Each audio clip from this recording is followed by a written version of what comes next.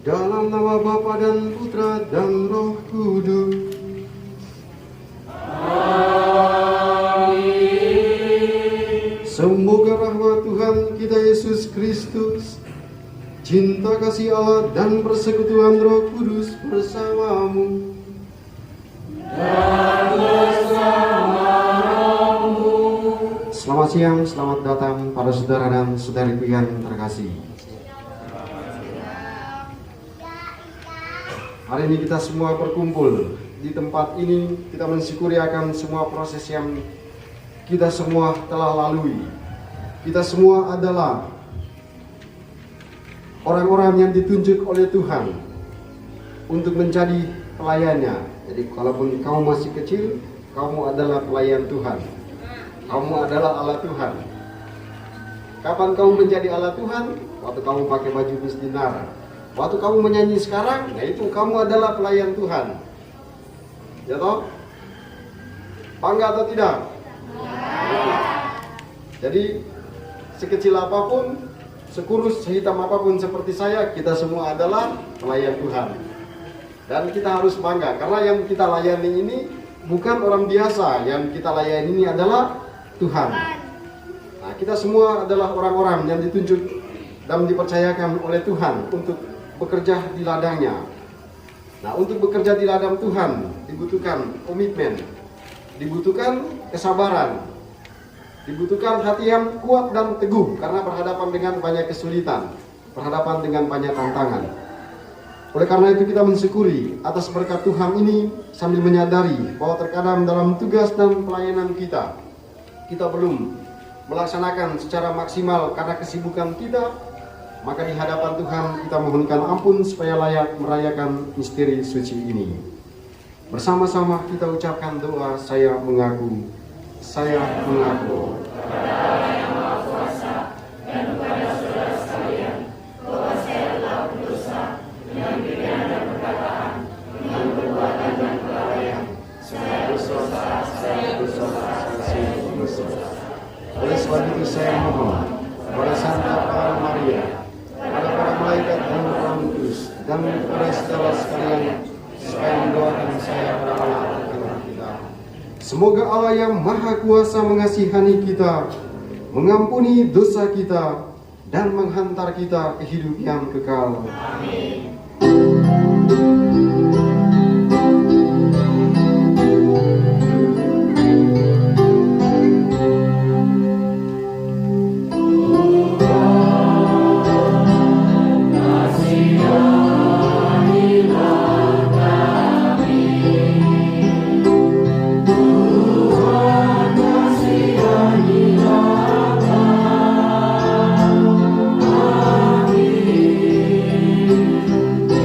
Yesus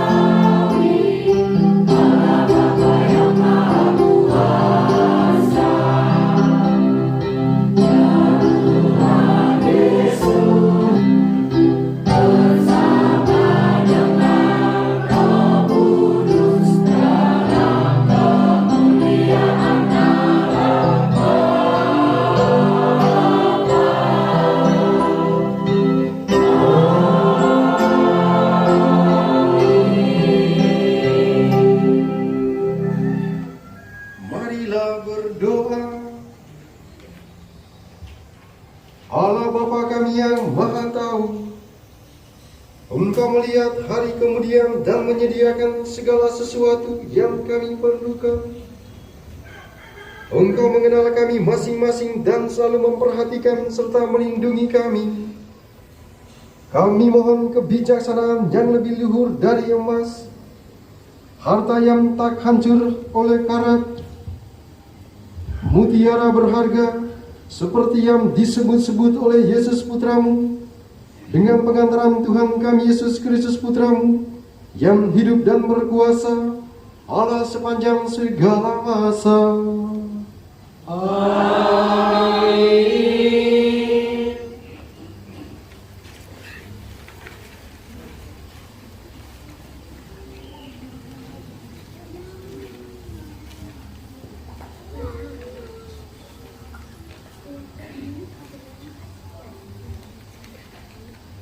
Bacaan dari kitab Pengkhotbah. Kesia-siaan belaka, kata pengkhotbah. Sungguh kesia-siaan belaka. Segala sesuatu adalah sia-sia. Sebab kalau ada orang berlelah-lelah mencari hikmat, pengetahuan, dan kecakapan, maka ia harus meninggalkan bahagianya kepada orang lain yang tidak berlelah-lelah untuk itu. Ini adalah kesia-siaan dan kemalangan yang besar. Apakah faedah yang diperoleh manusia dari segala usaha yang dilakukannya dengan jerih payah di bawah matahari dan dari keinginan hatinya? Seluruh hidupnya penuh kesedihan dan pekerjaannya penuh kesusahan hati. Bahkan pada malam hari hatinya tidak tentram. Ini pun adalah kesia-siaan. Demikianlah sabda Tuhan.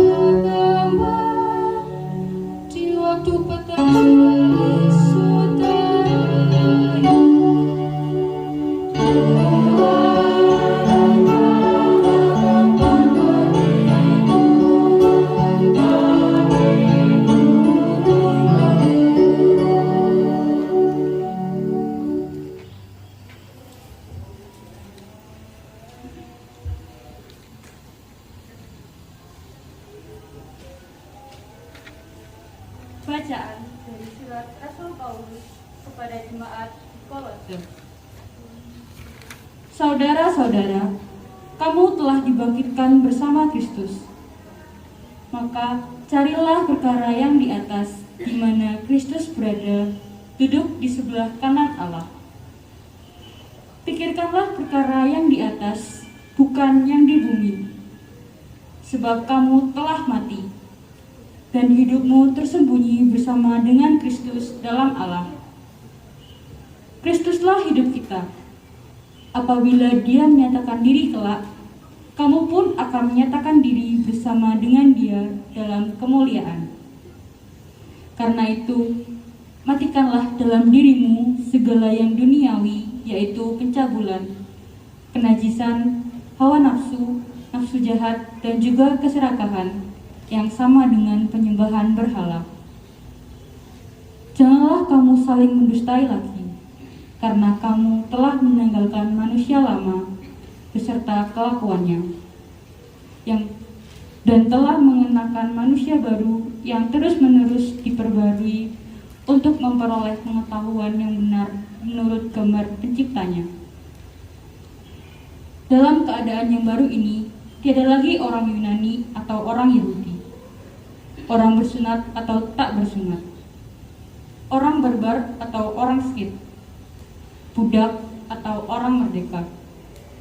Yang ada hanyalah Kristus di dalam semua orang. Demikianlah sabda Tuhan. Syukur kepada Allah.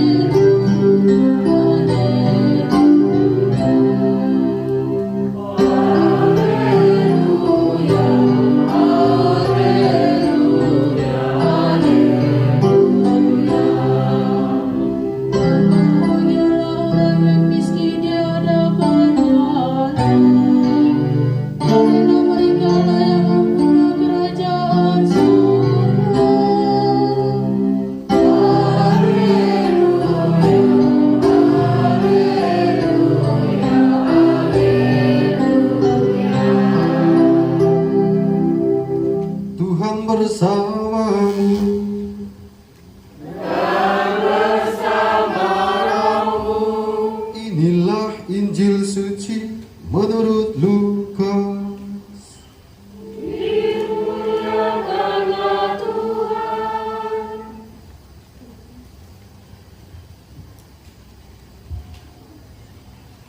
Seorang dari banyak orang berkata kepada Yesus, "Guru, katakanlah kepada saudaraku supaya ia berbagi warisan dengan aku." Tetapi Yesus berkata kepadanya, "Saudara, siapakah yang telah mengangkat aku menjadi hakim atau pengantara atas kamu?" Katanya lagi kepada mereka, "Berjaga-jagalah dan waspadalah terhadap segala ketamakan. Sebab walaupun seorang berlimpah-limpah hartanya, hidupnya tidaklah tergantung dari kekayaan yang ada padanya." Kemudian ia mengatakan kepada mereka suatu perumpamaan, katanya, "Ada seorang kaya, tanahnya berlimpah-limpah hasilnya. Ia bertanya dalam hatinya, apakah yang harus aku perbuat supaya karena aku tidak mempunyai tempat di mana aku dapat menyimpan hasil tanahku." Lalu katanya, "Inilah yang akan aku perbuat. Aku akan merombak lumbung-lumbungku, dan aku akan mendirikan yang lebih besar, dan aku akan menyimpan di dalamnya segala gandum dan barang-barangku. Sesudah itu, aku akan berkata kepada jiwaku, 'Jiwaku, ada padamu banyak barang, tertimbun untuk bertahun-tahun lamanya. Beristirahatlah, makanlah, minumlah, dan bersenang-senanglah.' Tetapi firman Allah kepadanya, 'Hai engkau orang bodoh, pada malam ini juga jiwamu akan diambil daripadamu. Dan apa yang telah kau sediakan, untuk siapakah itu nanti?' Demikianlah jadinya dengan orang yang mengumpulkan harta bagi dirinya sendiri, jikalau ia tidak kaya di hadapan Allah. Demikianlah sabda Tuhan.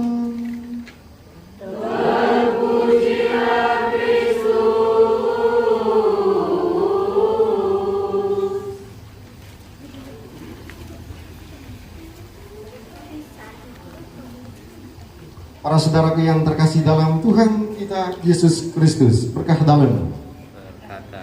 Para saudaraku yang terkasih dalam Tuhan kita Yesus Kristus, hari ini kita mendengarkan sabda Tuhan.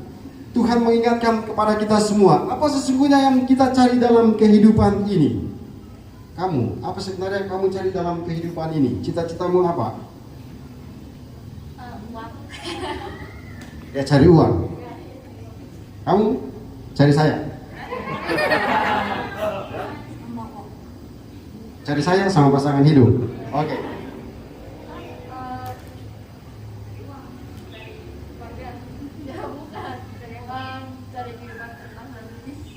Cari kehidupan yang tenang. Kita tanya yang paling gagai. Kamu sebenarnya cari apa di dunia ini? Cari mati atau cari hidup? Dari hidup. Oh, iya, cari hidup. Jawabannya harus dua, cuma satu. Mati atau hidup, dia cari hidup. Ayo kamu, apa yang kamu cari dalam hidup ini? Ya? Ya, hidup apa? Mau jadi apa kamu? Polisi. Jadi polisi. Jadi ada yang mencari hidup, ada yang mencari. Ada yang mau jadi polisi, ada yang cari uang, ada yang cari jodoh, ada yang cari kehidupan yang indah pada masa yang akan datang. Itulah cita-cita umat manusia. Kita semua punya cita-cita. Nah, Yesus hari ini dia katakan, apa sesungguhnya yang kita hendak cari dalam kehidupan ini? Apa yang kita cari dalam kehidupan ini menurut Yesus? Apa? Nah itu, ada orang nama pahala, ada Romo pahala. Nah itu, yang dicari adalah pahala untuk masuk dalam kerajaan surga. Itu cita-cita umat manusia. Yang lain semua adalah tambahan. Karena Tuhan tadi katakan, sang pengkhotbah katakan, ternyata semua sia-sia. Kau punya uang banyak, sia-sia. Kau punya istri 5 pun pasti akan sia-sia juga. Kau punya mobil 5 sekalipun, nanti sia-sia juga. Kenapa sia-sia? Karena ketika kau mati, kita semua mati. Handphone tidak kita bawa, mobil kita tidak bawa, rumah kita tidak bawa. Maka tadi pengkhotbah katakan, sia-sia belaka. Maka bacaan ini tadi juga mengatakan, sia-sia kau punya begitu banyak harta yang berkelimpahan, mengumpulkan harta yang banyak, tapi kemudian kamu tidak kaya dalam Kristus. Jadi percuma. Nah, jadi orang ini yang meninggal ini dia kurus sekali, tapi peti jenazahnya besarnya minta ampun lagi. Saya melihat, orang ini kurus kerempeng, tapi petinya besar sekali. Oke, jadi setelah itu jenazahnya diberkati, lalu saya katakan sekarang peti jenazahnya ditutup. Ternyata lama tutup petinya. Karena apa? Bukan berat. Dipilihlah baju-bajunya dimasukkan ke dalam peti itu. Dia punya piring kesayangan ditaruh lagi di dalam peti jenazah itu. Dia punya sepatu yang kemarin-kemarin dibelikan dimasukkan ke dalam peti jenazah itu. Lalu saya bilang, pantasan petinya besar supaya itu semua dimasukkan ke dalam peti. Saya tanyalah kepada anaknya, kau taruh baju banyak-banyak itu untuk apa? Dengan penuh percaya diri dia katakan, ya Romo, supaya Mama dalam perjalanan menuju ke surga dia bisa ganti pakaian dari ini sampai ke sana. Aduh, ini ajaran sesat. Terus, ya itu Romo. Tadi biar Mama ganti pakaian sampai ke sana. Itu terjadi pada orang di sini. Nah, beda lagi sama ayah saya. Ini ayahnya, anaknya sudah pastor, melakukan hal yang keliru. Daripada saya cerita orang lain, lebih baik saya cerita papaku yang konyol ini. Jadi mamaku meninggal, untuk menjelaskan kitab suci hari ini. Mamaku meninggal. kemudian saya dari Surabaya ke Ambon, lalu kemudian memberkati peti jenazah. Lalu saya perhatikan, loh, bapak saya itu dia pegang uang 700.000, terus dia masukkan ke saku mamaku, sambil dia ngomong pakai bahasa Ambon, nanti kalau kau jalan ke sana, kau singgah-singgah beli ini. Terus saya tanya kepada bapakku begini, Bapak, kau sebenarnya taruh uang di situ untuk apa?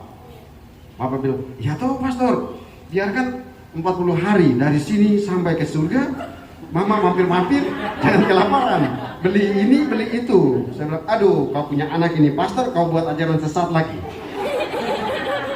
Nah, lalu pas bapak saya itu dia pergi, karena banyak tamu, kemudian dia ke belakang. Pas dia ke belakang, saya ambil uangnya. Saya ambil uangnya, masukkan dalam saku. Terus waktu bapak datang, saya beritahu, ini uangnya sudah saya ambil. Saya dimarahin sama bapak saya, terus saya bilang, lah mau taruh uang 700.000 ini di dalam peti, lalu mama dimasukkan ke dalam tanah. Berapa tahun kemudian mama menjadi tanah, uang ini juga menjadi tanah. Lebih baik uang ini saya pakai beli susu, saya minum supaya saya jadi putih, daripada ya itu. Atau uang ini saya kasih sebagian bawa ke gereja, intensi misa supaya mama selamat, daripada kita masukkan ke dalam tanah, uangnya rusak di situ, tidak berarti. Baju mama ini lebih baik kita bagikan ke tetangga-tetangga atau saudara-saudara, dipakai sehingga bermanfaat, daripada dimasukkan ke dalam tanah, semua jadi tanah, ya tidak ada gunanya. Nah itulah pengalaman hidup umat manusia. Jadi apa yang menjadi kebanggaannya di dunia ini, dia pikir akan dibawa untuk menjamin keselamatannya di surga, ternyata tidak. Nah inilah kisah inspirasi yang dikisahkan oleh Raja Alexander Agung. Raja Alexander Agung adalah seorang raja terkenal di Persia, di negeri Asia. Dia sangat terkenal, punya banyak kekayaan, punya banyak harta, punya banyak pasukan dan lain-lain sebagainya. Nah, pada saat Raja Alexander Agung ini dia sakit, dia kemudian panggil para pengawalnya, sekretarisnya, lalu dia berikan pesan seperti ini. Kalau saya mati, tolong dibuatkan satu peti jenazah yang sangat-sangat sederhana. Jadi dia bilang berulang-ulang kepada mereka, kalau saya mati, peti jenazah harus sederhana. Pertama. Kedua, setelah Anda memasukkan saya ke dalam peti jenazah itu, tolong Anda buat 2 lubang. Satu di samping kiri, satu di sebelah kanan. Lalu itu kedua, masukkan saya ke dalam. Dan yang ketiga adalah sebelum peti itu ditutup, tolong keluarkan kedua tangan saya. Lalu peti jenazahnya ditutup. Jadi kita membayangkan raja, ini raja loh, Raja Alexander Agung sudah masuk dalam peti jenazah yang sederhana itu, lalu petinya ditutup dan tangannya keluar dari peti jenazah kayak gini. Itu kalau saya yang pimpin ibadat pasti lari. Loh, karena petinya sudah ditutup, tangannya terbuka, tangannya gini. Tapi dia katakan satu hal lagi. Ketika tangan saya keluar, tolong pastikan bahwa tangan saya dalam keadaan terbuka seperti ini. Jadi tangannya harus terbuka. Lalu kemudian sang sekretaris dia datang dan dia tanya, Raja, kau sebenarnya apa yang kau maksudkan dengan sesuatu yang akan kami lakukan ini? Karena engkau adalah seorang raja, maka harus dipestakan. Lalu dia mengajarkan begini, saya adalah Alexander Agung, raja yang terkenal, punya banyak harta dan kekayaan, dan Anda semua tahu, setiap hari, setiap malam saya berdoa kepada Tuhan. Kenapa tangan saya terbuka dari dalam peti jenazah itu? Saya ingin mengatakan kepada Anda semua dalam kerajaan ini, bahwa ternyata ketika saya mati, saya tidak membawa apa-apa ke tanah dunia lain itu. Ketika saya mati, ternyata tidak ada yang saya bawa, maka tangan saya harus dibuka dalam kekosongan ini. Mau mengatakan, saya ingin mengajarkan kepada kerajaan ini bahwa kebanggaan kita sebagai raja ternyata hanya sebatas hari ini, saat ini, setelah mati kita semua akan dilupakan. Setelah mati harta kekayaan itu ternyata kita tidak bawa. Maka tangan kosong adalah simbolnya. Saya pergi menghadap Tuhan dengan tangan kosong. Tapi dia mengatakan, tangan saya yang kosong ini keluar untuk menegaskan satu hal, yakni saya ternyata pergi menghadap Tuhan tidak membawa kerajaan ini, tapi saya bawa tangan ini, tangan yang membantu orang, tangan yang melayani orang, tangan yang membuat orang tersenyum. Nah, tangan inilah yang harus saya beritakan kepada Anda, karena melalui tangan inilah banyak orang tersenyum, dan melalui tangan inilah saya mengalami keselamatan. Nah, itulah kisah dari Raja Alexander Agung. Jadi kaum semua, kita semua, kalau mati, ya sudah, kok handphone ini pasti tidak dipakai, orang lain yang pakai. Yesus hari ini mengajarkan tentang hal ini kepada kita semua, bahwa kita semua yang berjuang dalam kehidupan ini, apa dan siapapun kita pada akhirnya, Sang Pengkhotbah mengatakan sia-sia. Karena perjuangan hidup di dunia ini akan berakhir, dan orang akan melupakan kita, barang-barang yang kita miliki akhirnya kita tidak membawa menuju kepada Allah untuk menghadapnya. Oleh karena itu Rasul Paulus dalam bacaan yang kedua tadi katakan, carilah perkara yang di surga, perkara yang di atas pertama-tama, baru perkara yang lain. Maka Tuhan sesungguhnya tidak mengajak, tidak melarang kita untuk berusaha. Tuhan sesungguhnya tidak melarang manusia supaya punya mobil dan lain-lain sebagainya. Tapi sabda Tuhan hari ini sesungguhnya mengajarkan supaya apa yang menjadi sarana duniawi itu harus menjadi sarana atau alat mencapai keselamatan. Maka contohnya begini, angkat HP-mu. HP ini adalah benda duniawi, dan kau suka atau tidak? Suka. Cinta atau tidak? Kau cinta HP, sembarang saja kau. Jadi ini adalah harta duniawi. Nah, Tuhan katakan, bagaimana supaya harta duniawi itu menjadi sarana keselamatan? Supaya HP ini menjadi sarana keselamatan, maka coba buka HP-nya, lihat. Nah, penuh dengan game. Coba kalau HP-mu itu ada kitab suci, ada kata-kata rohani, kau kirimkan kepada temanmu yang ada di samping kiri dan kanan. Tolong kondisikan pelunya dan lain-lain sebagainya, atau tolong kondisikan ini dan itu.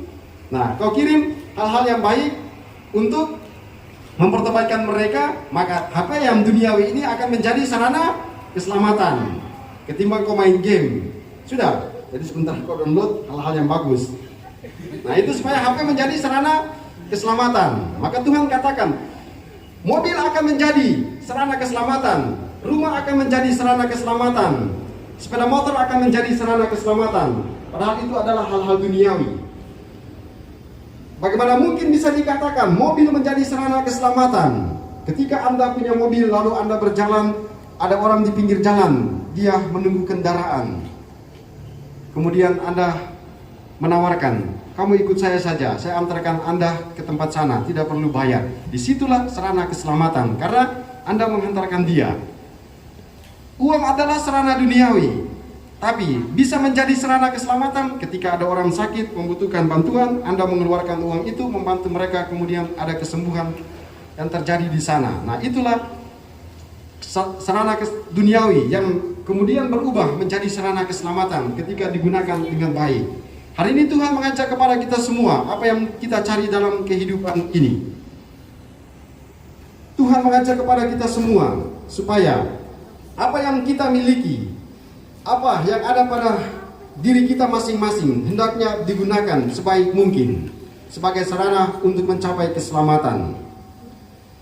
Orang kaya yang hari ini kita dengarkan dalam Injil, dia mengira bahwa apa yang menjadi harta kekayaannya ini akan menjadi keselamatan bagi dirinya.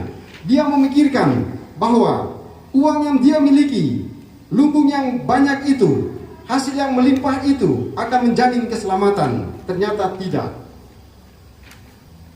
Tuhan hari ini mengajarkan kepada kita semua, carilah perkara yang di atas, carilah Tuhan terlebih dahulu. Pikirkanlah perkara-perkara yang di atas, baru perkara-perkara lainnya. Karena jika tidak, semua hanya akan menjadi sebuah kesia-siaan. Demikian kata Sang Pengkhotbah. Oleh sabda Tuhan hari ini, kita semua diajak. Kita yang semua adalah pewarta-pewarta sabda Allah. Orang-orang yang ditunjuk untuk menjadi pelayan Tuhan. Kita adalah sarana keselamatan itu. Kita hidup di dunia modern, maka kita menggunakan alat atau kecanggihan-kecanggihan teknologi sebagai sarana keselamatan. Maka handphone menjadi sarana keselamatan, laptop menjadi sarana keselamatan karena orang bisa ikut misa secara online. Maka menjadi sarana keselamatan. Berdoalah kita semua dalam perayaan Ekaristi pada kesempatan ini, dalam perjumpaan kita pada kesempatan ini, semoga kita semua dari hari ke hari mencoba untuk menggunakan hal-hal duniawi sebagai sarana keselamatan. Apa yang kita miliki hendaknya dibagikan sebagai sesuatu yang memungkinkan orang-orang lain untuk mendapatkan sukacita, mengalami kegembiraan. Pelayanan yang kita berikan harus membuat orang-orang merasakan sukacita. Pelayanan yang kita berikan harus membuat orang-orang merasakan kebahagiaan. Itulah inti terdalam dari pesan sabda Tuhan yang disampaikan kepada kita semua pada kesempatan ini. Semoga sabda ini meneguhkan kita sekalian supaya senantiasa dari hari ke hari berjuang untuk mencari harta surgawi terlebih dahulu. Berjuang untuk menggunakan harta-harta duniawi untuk membantu, memungkinkan orang-orang mengalami kegembiraan, memungkinkan orang-orang mengalami sukacita, sehingga melalui alat-alat atau sarana-sarana duniawi itu kita juga akhirnya sampai kepada keselamatan oleh karena pelayanan-pelayanan yang kita berikan. Berkat Tuhan menolong dan memberkati kita semua. Amin. Kita bangkit berdiri mengungkapkan iman kepercayaan kita. Aku percaya akan Allah.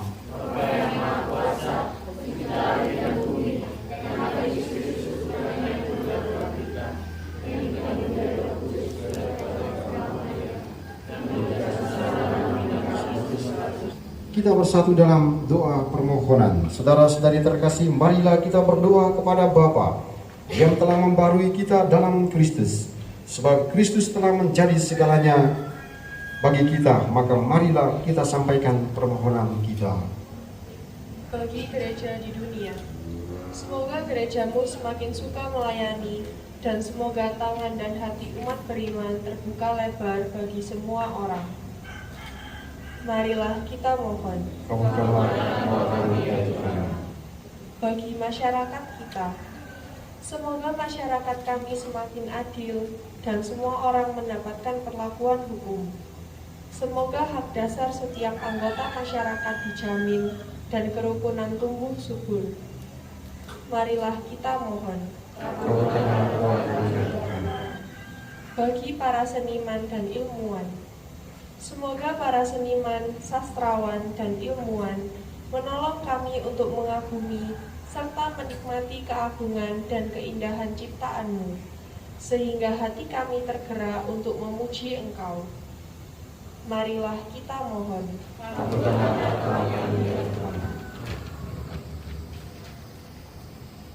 Bagi kita semua, semoga kami belajar menghargai anugerah-anugerah kehidupan, yakni persahabatan dan kerukunan, kasih sayang dan belas kasihan, orang-orang yang mengilhami kami, tetapi juga musuh-musuh yang mau kami kasihi. Marilah kita mohon.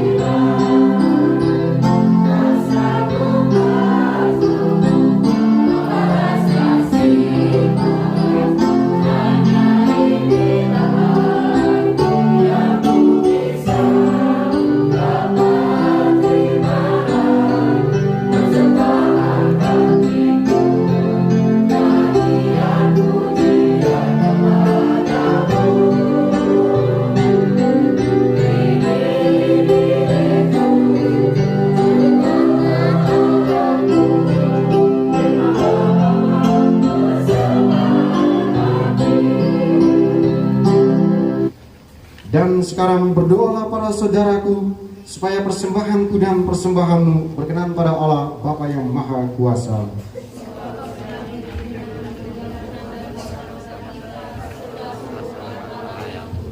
Allah Bapa yang Maha Kudus, buatlah kami kaya dalam Yesus Putra-Mu, yang telah menyediakan diri dibagi-bagi seperti roti, sebagai rejeki kehidupan kami.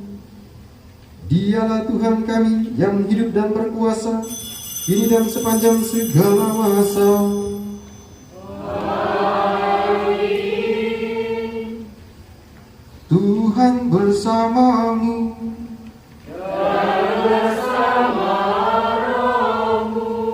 Marilah mengarahkan hati kepada Tuhan.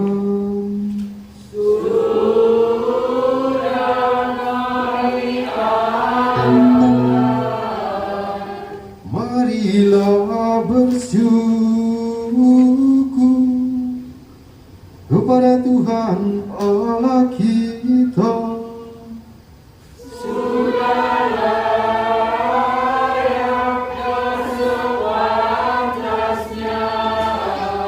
Sungguh pantas dan benar, layak dan menyelamatkan, bahwa kami selalu dan dimanapun bersyukur kepadamu Tuhan Bapa yang kudus, Allah yang Maha Kuasa dan kekal.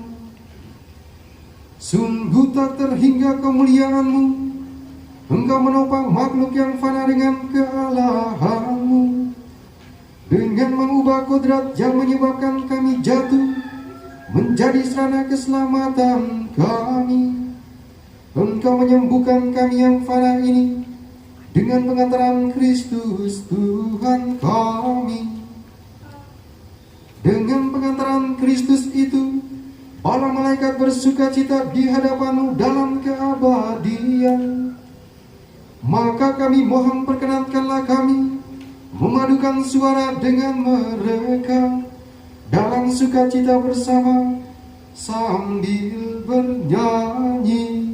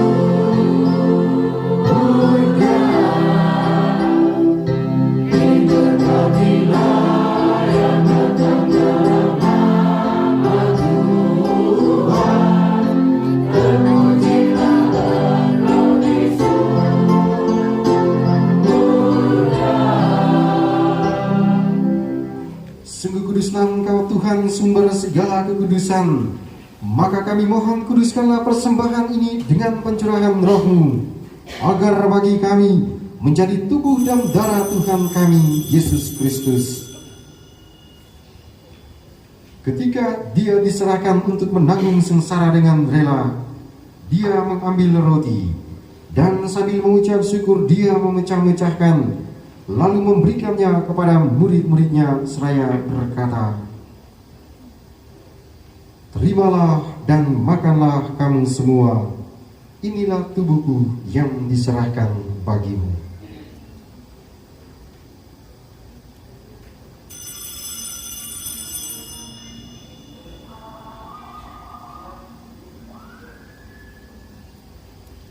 Demikian pula sesudah perjamuan Dia mengambil piala. Sekali lagi Dia mengucap syukur kepadamu, memberikannya kepada murid-muridnya seraya berkata, "Terimalah dan minumlah kamu semua, inilah piala darahku, darah perjanjian baru dan kekal, yang ditumpahkan bagimu dan bagi semua orang demi pengampunan dosa. Lakukanlah ini sebagai kenangan akan aku.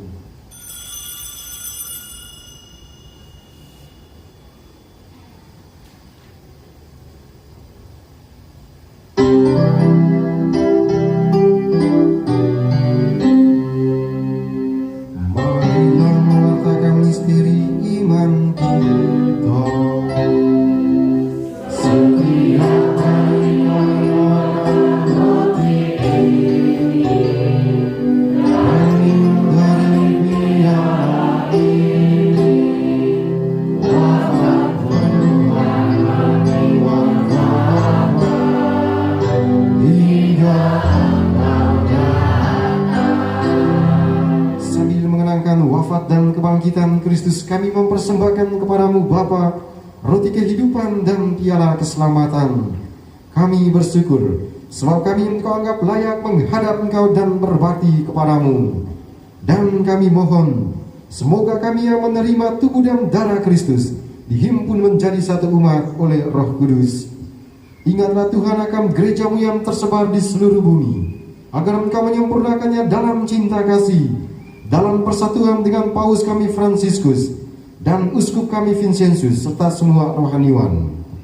Ingatlah juga akan saudara-saudari kami yang telah meninggal dengan harapan akan bangkit, dan akan semua orang yang telah berpulang dalam kerahiman-Mu, teristimewa kaum keluarga kami yang telah meninggal dunia.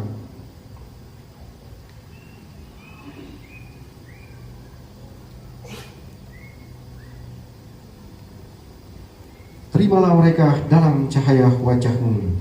Kami mohon kasihanilah kami semua, agar kami Engkau terima dalam kebahagiaan abadi, bersama Santa Perawan Maria Bunda Allah, Santo Yosef mempelainya, para rasul dan semua orang kudus sepanjang masa yang hidupnya berkenan padamu.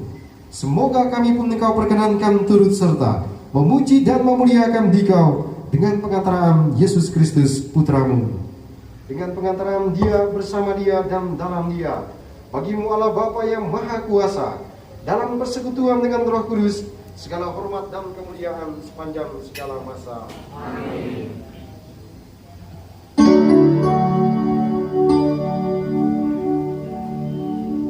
Atas petunjuk penyelamat kita dan menurut ajaran ilahi, maka beranilah kita berdoa.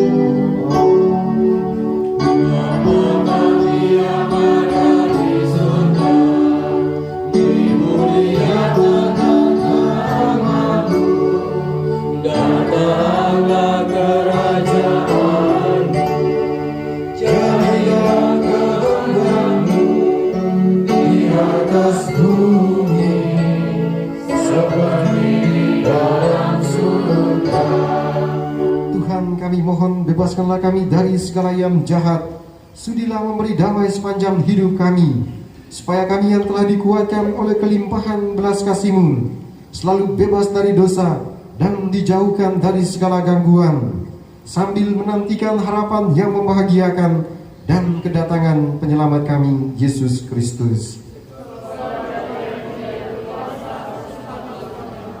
Tuhan Yesus Kristus, Engkau telah bersabda kepada para rasul-Mu, damai-Ku kutinggalkan bagimu, damai-Ku kuberikan kepadamu. Janganlah memperhitungkan dosa kami, tetapi perhatikanlah iman gereja-Mu dan berilah kami damai dan kesatuan sesuai dengan kehendak-Mu, Engkau yang hidup dan meraja sepanjang segala masa. Semoga damai Tuhan selalu bersama-Mu Dan bersama rohmu. Tuhan Yesus Kristus, Putra Allah yang hidup. Amin.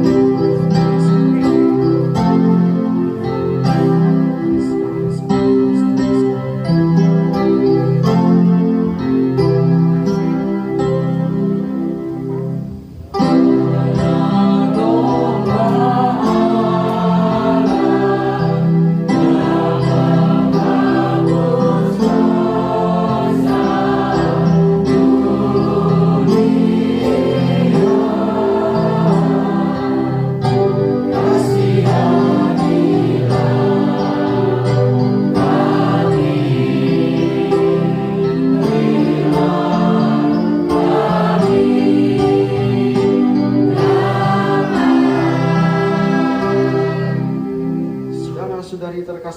lihatlah anak domba Allah.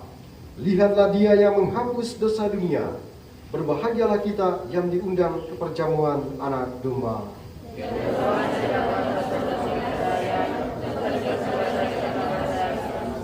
Dalam darah Kristus. Amin. Semoga kemuliaan darah Kristus sampai selalu dan senantiasa dan Amin.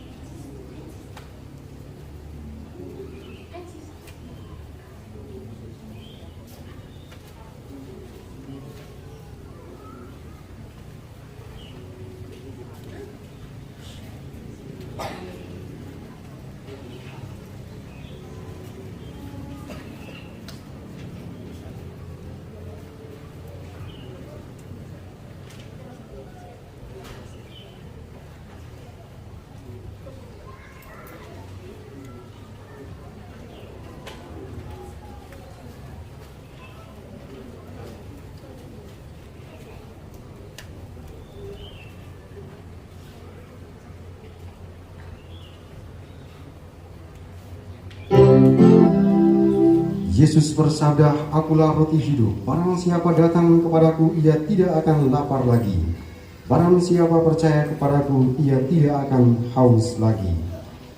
Marilah berdoa. Allah Bapa kami di surga, kami bersyukur karena Engkau telah mendengarkan doa kami. Berilah kami semakin hari semakin memahami kehendak-Mu, dan jadikanlah kami umat-Mu yang saling membahagiakan satu sama lain, serta tidak buta terhadap penderitaan orang-orang di sekitar kami, sebab Dialah Tuhan dan pengantara kami.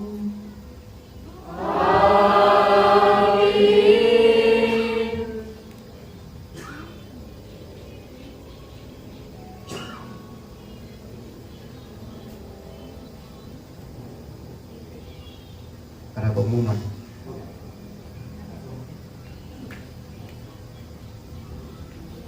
Ada dari kepala geng. Ya, makasih Allah. Setelah misa ini kita kumpul bareng di sini ya, foto, biak dulu, kemudian AMK Rekat sama Romo ya, kemudian KMK, selanjutnya semuanya. Jadi tadi saya mencoba membaca komitmen dari Anda semua. Banyak komitmen mengatakan supaya lebih rajin lagi bertugas di gereja, supaya lebih rajin lagi mengikuti kegiatan lingkungan. Itu komitmen-komitmen. Dibutuhkan komitmen. Nah, tadi malam kita sudah mendengarkan orang tua bersharing pengalaman, anak-anak juga bersharing pengalaman. Tapi anak-anak belum mendengarkan sharing dari orang tua, dan orang tua belum mendengarkan sharing secara langsung dari anak-anak. Oleh karena itu, siapa yang sudah ditunjuk tadi silakan maju ke depan. Dua orang ini mewakili kita semua men-sharingkan pengalaman mereka.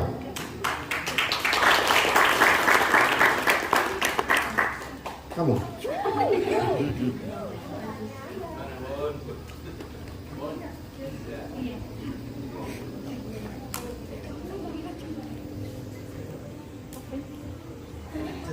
Halo semuanya.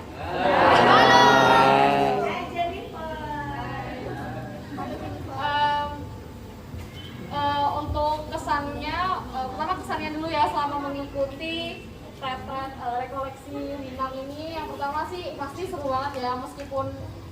age umur, maksudnya age gap-nya agak besar, dari ada yang biak sampai ada yang KMK, tapi tetap guyup dan suasana kekeluargaannya tuh terasa banget. Lama banget soalnya ya aku kan banyak nggak kenal sama kalian semua gitu. Untuk kemarin yang kita sharing itu pelayanan. Jadi sebenarnya aku tuh baru bagusnya SMA, jadi baru ke hati Katolik. Nah di sekolah itu sebenarnya udah sering pelayanan, tapi nggak di Alkurs.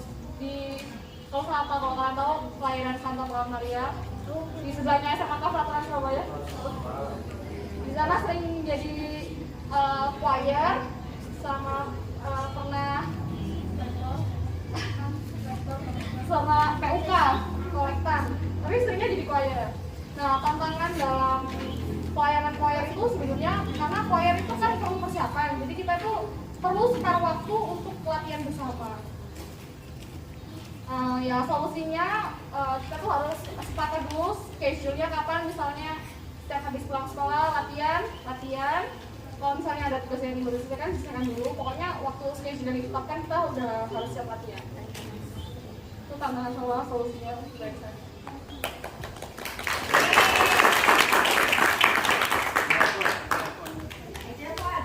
Halo. Selamat siang. Jadi untuk pertama kesan dan pesannya, jadi ini aku pertama kali ngikut kayak ginian rekoleksi. Sebenarnya aku dari wilayah 5, cuman karena ditunjuk pengen ikut aja di wilayah 6, jadi seru sih bisa berkumpul. Untuk sharing kemarin tentang pelayanan di Algons, aku itu jadi misioner sudah 6 tahun.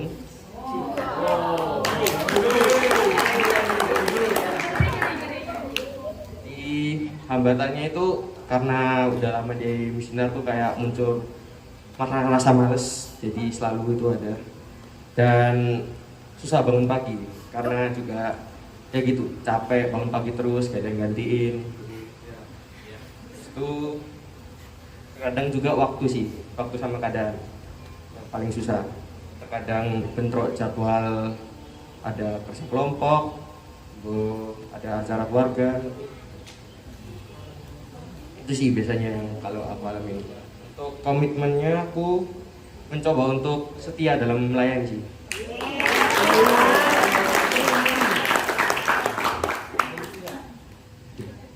Sudah. Untuk mengenai pelayanan ya, saya mau cerita sedikit. Sebelum saya dulu zamannya Pak Petrus sama saya jadi ketua lingkungan dan wakil ketua lingkungan, itu Bupati mau regenerasi ke yang muda itu sulit sekali, karena dulu kan memang pengurusnya sudah ya senior. Jadi pertama yang ditunjuk itu, jadi Bupati itu langsung datang ke rumah, Pak Boni gimana kalau saya kayak gini, terus pokoknya jalan aja dulu Pak Boni, nanti waktu itu ada pemilihan calonnya Pak Petrus, mungkin Pak Petrus juga ditawari dulu sama Bupati, selanjutnya saya sama Pak Revi ya, di rumahnya Pak Artoyo almarhum. Ya itu kita pertama masih muda-muda, saya dulu waktu umur 32 tahun. Muda. Iya, waktu itu masih anak 2, ya. Sekarang sudah.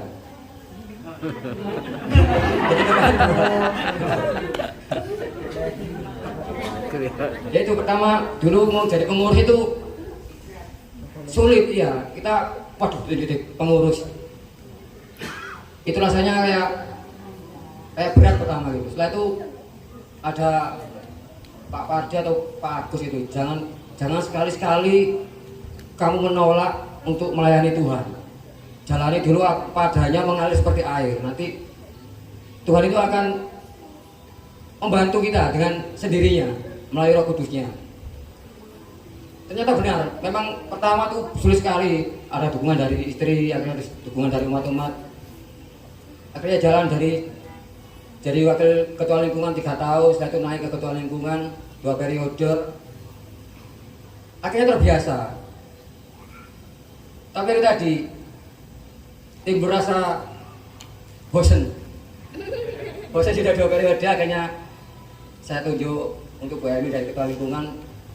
Puji Tuhan Bu Emi mau untuk mengisi kekosongan tadi, kan setelah itu saya tidak jadi pengurus. Saya berusaha aktif ke KUR ini juga regenerasi juga, jadi sulit sekali untuk mencari anggota KUR muda. Soalnya apa? Kendalanya waktu, tugas kantor juga, kan kita latihannya tiap hari Jumat, itu pun nyarinya juga sulit. Gabungkan waktu untuk hari Jumat itu ada yang nggak latihan, ada yang sibuk apa. Ya kendalanya itu untuk cari regenerasi. Kalau mungkin sekarang teman-teman muda-muda komitmen untuk siap melayani, berarti besok-besoknya kalau ada pemilihan pengurus atau pemilihan ketua lingkungan yang muda-muda mau regenerasi, mungkin juga harus persiapkan dan harus siap. Satu lagi dulu Pak Pardi, mungkin jangan sekali-sekali menolak itu. Pak Pardi itu ketua lingkungan seumur hidup dulu, mungkin sebelum diganti yang itu. Setelah dia menolak dari ketua lingkungan itu, ya mungkin maaf ya, itu ada aja yang sakit atau apa. Jadi saya bukan menakut-nakuti teman-teman. Jadi kalau sekali-sekali menolak ditunjuk pengurus, komitmennya yang tadi apa? Itunya apa? Jangan sampai menolak kalau nggak pingin sakit gitu istilahnya. Saya bukan nakut-nakuti. Memang dulu saya takut, oh iya kalau saya nolak ini ada aja yang ini. Kalau nggak ada doa, enggak, saya sibuk nanti setelah kita kasih sakit baru kita sadar, oh iya aku ini. Tapi setelah aktif lagi terus males lagi, lupa cuma janjinya dulu. Nanti kalau setelah saya dikasih kesembuhan nanti saya akan aktif lagi. Biasanya gitu. Ya itu aja mungkin yang saya sharingkan ke teman-teman. Terima kasih.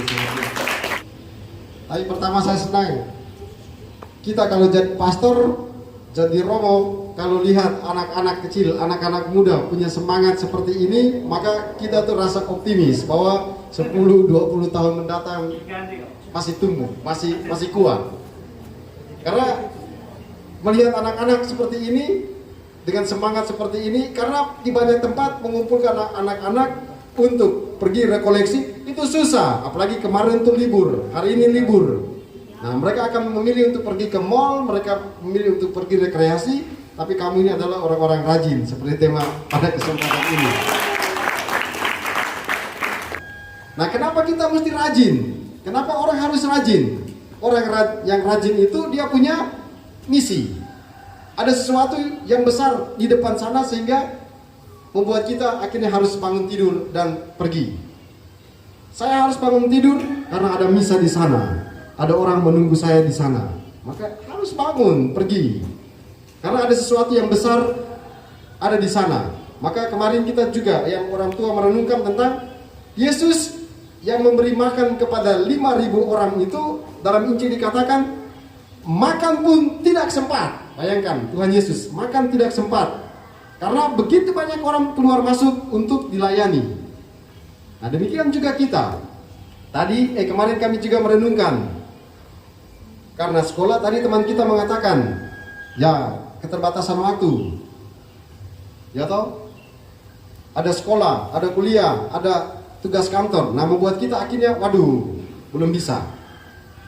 Nah, tadi Bapak mengatakan bahwa itu menolak. Nah, tadi malam kami merenungkan begini, supaya adik-adik yang belum dengar nanti saya kirim materinya. Kalau Anda ditunjuk untuk menjadi misdinar atau menjadi pemazmur, menjadi lektor, maka kamu harus lakukan itu dengan kesungguhan hati. Karena apa? Tadi malam dikatakan begini, tidak semua orang itu mendapatkan kesempatan itu. Kamu punya banyak teman di SD, SMP, SMA, tapi tidak semua mendapatkan kesempatan untuk menjadi lektor, menjadi pemazmur. Hanya kamu, maka harus disyukuri. Tepuk tangan buat kalian dulu. Jadi harus disyukuri. Lalu tadi malam kami merenungkan, kalau kamu merasa bahwa saya tidak punya kemampuan untuk melaksanakan tugas mazmur ini. Tadi malam kami merenungkan, Tuhan katakan, kau jangan cepat-cepat untuk mengatakan, waduh saya tidak bisa. Jadi ketika ditunjuk, bolehkah Anda menjadi misioner? Pikir dulu, berdoa dulu. Jangan baru dibilang, bolehkah menjadi misioner? Belum sampai 1 menit kau bilang, tidak bisa. Jangan. Tadi malam direnungkan.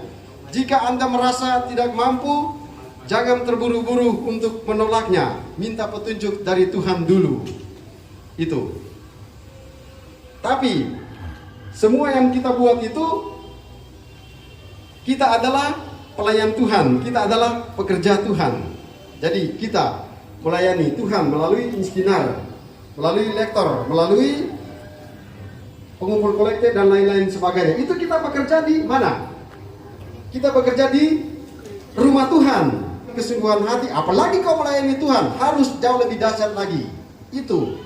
Karena yang kita layani adalah orang biasa. Itu kita layani dengan penuh semangat, apalagi melayani Tuhan.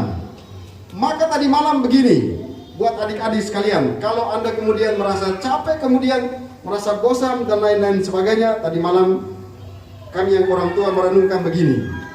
Kalau kau kerja dengan kesungguhan hati, maka kau pasti akan lulus ujian. Amin. Amin. Kalau kau kerja melayani Tuhan dengan sukacita, dengan penuh kegembiraan, kamu adalah mahasiswa.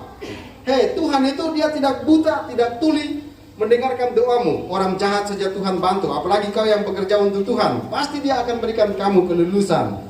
Dia pasti akan berikan kamu kesehatan. Yang penting kamu yakin. Itu yang harus kalian pegang. Karena yang kita layani bukan orang biasa. Yang kita layani adalah Tuhan. Nah, lalu Santa Teresa dia bilang kepada kita semua, teristimewa adik-adik yang belum mendengarkan tadi malam, Santa Teresa dia bilang begini, kebahagiaan saya dalam melayani adalah ketika saya melayani lalu melihat orang yang saya layani itu dia tersenyum.